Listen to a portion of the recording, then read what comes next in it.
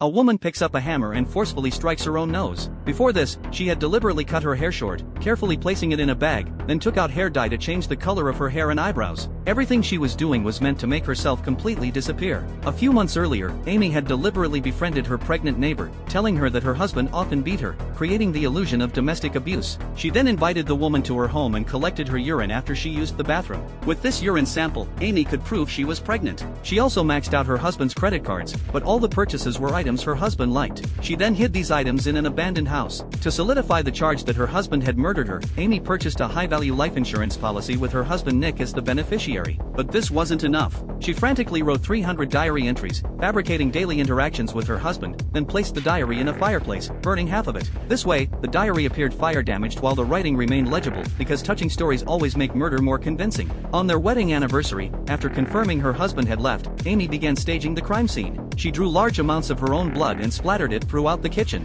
She then cleaned the blood from the floor, but not completely. Next, she placed a wooden stick in the fireplace to create the illusion of destroying a murder weapon. Finally, she deliberately left clues for the police at the old house. After completing all this, Amy went to a house she had prepared in advance, waiting for news of her husband's arrest. As expected, the police quickly discovered the clues she had intentionally left. Nick had already become a prime suspect. In fact, Nick was happy after his wife's disappearance. He even accidentally smiled in front of the media and was photographed being intimate with a beautiful woman. Nick's bizarre behavior was discovered and reported by the media. The public condemned him as scum. That evening, he received a message his lover had come. She threw herself at Nick regardless of consequences. Nick said this would be the last time. If the police discovered this during such a sensitive period, it would undoubtedly establish his motive for the crime. At his wife's prayer vigil, Nick had just expressed his gratitude to everyone when a woman holding a child loudly denounced him as scum who had abused his pregnant wife. Hearing this news, Nick became extremely nervous, and the crowd fell into chaos. Nick hid behind the police to avoid the angry crowd. The police caught up and asked Nick if he knew about his wife's pregnancy.